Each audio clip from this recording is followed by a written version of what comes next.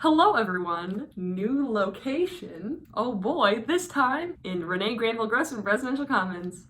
Or South. Let me just explain to you some things, okay? Now, as some people may know, I used to live in IHouse or International House. As a result, I cannot stand it when people make fun of living there, especially when it comes from people that have never lived there. For me, it's very much an I can make fun of it, but you cannot make fun of it type of situation. And to the one person that asked about leaving iHouse in my Instagram DMs, just let it be known that this is not directed at you. This is just, it's given me inspiration to advocate for iHouse more. But generally, I swear to you that if you live in iHouse the entire year, you will not regret it because iHouse is just simply the best. And let me tell you why. So I, like most people, did not put iHouse as my number 1, number 2, or number 3 choice back in the day when we got to choose. You know, pretty typically I went with the South, then North, then BJ combination. At the time, all the information about the dorms really slandered iHouse. They would say something along the lines of, it's really pretty, but just know, like, it's far away as shit. And that was back when Stony Island was still a thing, so they really went hard on iHouse for absolutely no reason. So of course I didn't want that dorm. Things don't always work out how you'd like them to, and I got placed into Thompson House. What house? And absolutely loved it. Tea house! Quickly, I thought I'd just go through a few bullet points on why people think that iHouse is a bad dorm to live in, and then hit you guys with the super S-tier iHouse traits. Reasons why you should very much stay because, guys, it's the best. It is the best culture. It is the best vibes. It is everything that Snell Hitchcock is, but minus the sexually explicit activities.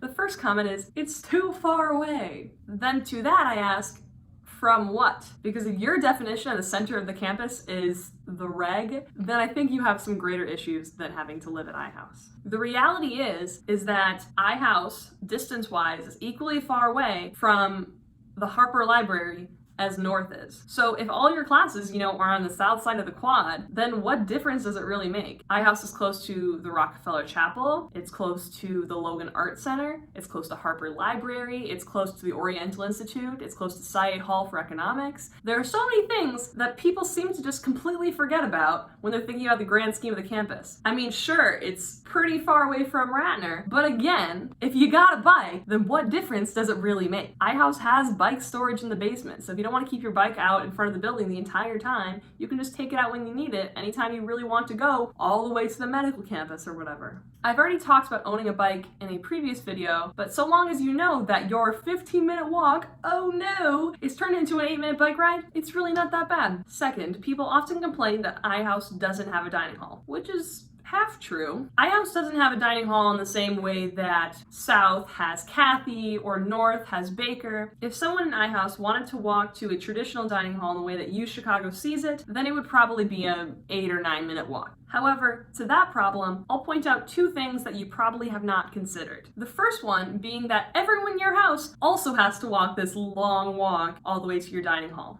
And as a result, these walks are those that you will often make in a group of friends, chatting it up, and it does not even feel anything more than a 4-minute walk. And of course, you can go to any dining hall you want. So if you leave your dorm early in the morning or whatever to go to your 8 a.m. calc class, and you get out at 9:20 and all of your friends are going to Bartlett, you can go to Bartlett. It's not like you're being forced to walk to Woodlawn or go back to iHouse and then go to Woodlawn and go back. It's not like that at all. So you're never really making that long trek unless you're, already there and have to go. Half of the time, you're just really going back to iHouse when you are going to bed, essentially. The majority of people I know will spend the whole of their day either on the quad, in a library, at the dining hall itself. It really doesn't matter. So then you might be thinking, Reese, but what if I go back to my dorm to study and then all of a sudden I want a snack? Do I have to now walk all the way to Woodlawn to get some pizza? Well, as a matter of fact, no you don't, because iHouse is very unique in that they have their own cafe located in the building. I'll also point out that iHouse has their own little study, library, cozy fireplace room. Pretty sure none of the new dorms have one of those. Anyway, Tiffin is really great in that you can choose from a variety of different foods. So they make really good chicken tendies candies and curly fries, and you can either do a meal swipe depending on the type of day, or you can use your maroon dollars, and we get like 100, 150 of them every quarter, so it's pretty reasonable. And so at night, a lot of people will, come get some chicken tendies, they'll come get a burger, they'll come get a quesadilla, and they'll sit in the huge dining hall that used to be for like the hotel that was once IHouse, I don't know, and do their homework, play some pool, play some ping pong. It's really enjoyable. And if I haven't convinced you already, I might as well just say that the whole IHouse is ugly, IHouse isn't modern argument is just completely idiotic. If you are coming to this university because it's got that Ivy feel, I'm smart, I go to a building with Ivy for my math class, then why wouldn't you want to live in a building that is equally as vintage, interesting, lots of culture? It doesn't make sense to me. Now, I was forced to be in this building, and while I do like it, South is great, it does not compare to the intrigue and the interest and the beauty that is IHouse. When you're there, you feel like you're in some 1930s hotel. It's so fun. All right, now to hype up all the positive aspects of living in IHouse. The first one being, it has its own private gym in the basement, which is full of really expensive shit. So if you don't want to make the big trek to Ratner, the basement of IHouse has several elliptical machines, some ergs like the rowing machines, weights, pull-up bars, the foam matting so you can do more circuit-based workouts, bicycle machines. It goes on. And so I think that if you were just looking to just get a quick workout down in the basement along with the other study rooms and music practice rooms, there you go. IHouse is also the only dorm to have their own private backyard. So during my first year, the RDs held this bubble soccer event, and they rented out not only an ice cream truck that just gave away free ice cream, but we did probably 10 on 10 bubble soccer, which is where you run with the big plastic ball around you, and then you have your little legs sticking out of the bottom. That was good.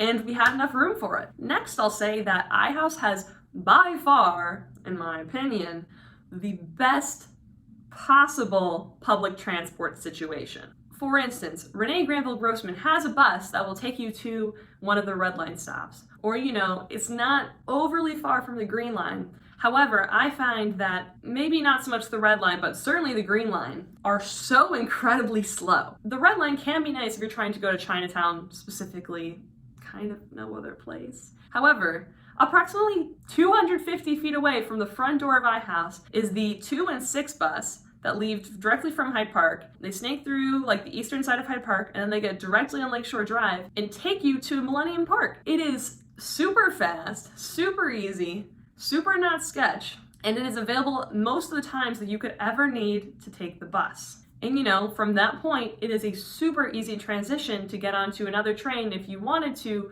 per se, go to O'Hare, or you want to go check out the north side of Chicago. And to that point, they often have buses running the exact same way back. So if you wanted to go with your house to go see Rocky Horror Picture Show at the Music Box Theater, it is a very, very convenient and fast bus route. Next, I might mention that IHouse is situated very, very close to Promontory Point. Promontory. IHouse is located very close to Promontory Point and MSI.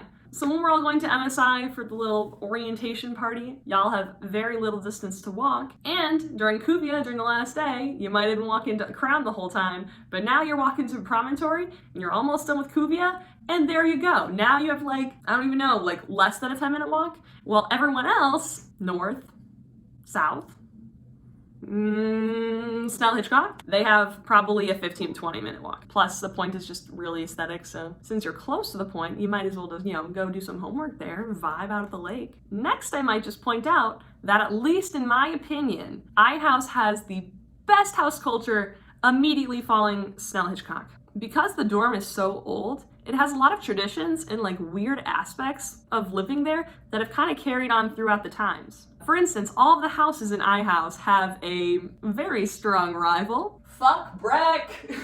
Breck is just the worst. I don't know what to say. Thompson House has a mascot that is actually just a large piece of wood that we call Bigwood.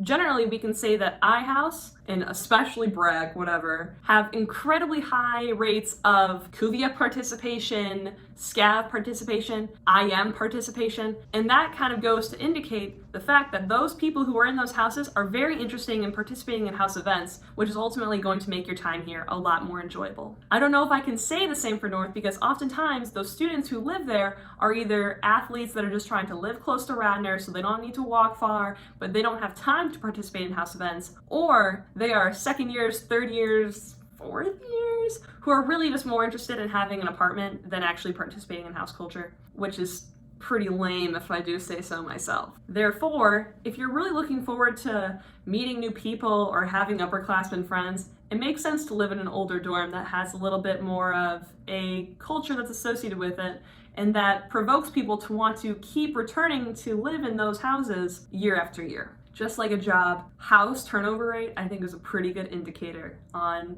the level of fun house culture that a house has, perfectly honest.